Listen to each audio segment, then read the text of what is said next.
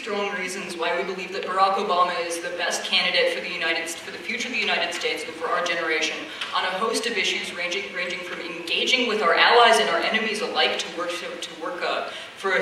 towards a more secure future for the world, to providing health care to every American who wants it, to providing a stable educational foundation for people of our generation, our younger siblings, and our children to grow on and on which to expand the economy. But I want to touch on a much broader theme that I think explains the enthusiasm that Professor King so generously described that we've seen surrounding not just this election, but in particular, Barack Obama's campaign. I think that the reason we have seen unprecedented registration among youth and among adults alike, the reason that I've run into all kinds of people my mother's and my grandmother's age saying that this is the single most exciting presidential campaign they've seen since Robert F. Kennedy was running for president is because Barack Obama has built his campaign on the philosophy of politics at its best. We are joining in this movement because we recognize that politics at its best rests on the fact that as Americans, our fates are intertwined.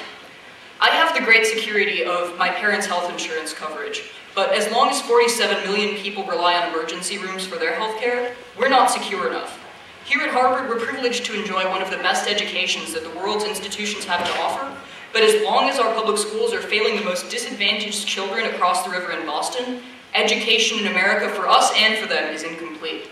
Most of you in this room can walk into a courtroom and marry any consenting adult you love, but because I'm gay in 47 states of the Union, I still can't do that. And in my book, that is an affront to the sanctity of all marriage.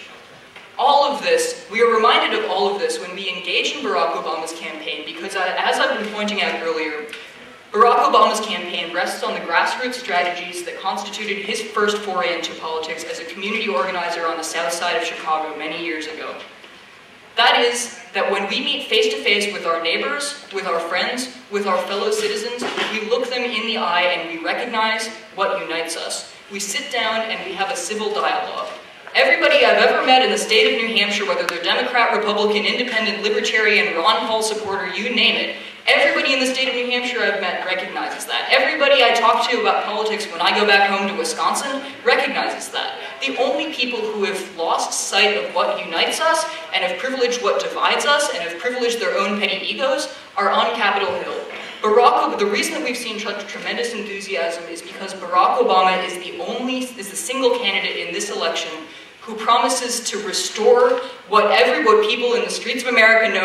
have known for all their lives. That we fundamentally working together and without bickering can achieve much more than we can in a world led by John McCain and his Karl Rove tactics. And that's why I'm working for Barack Obama for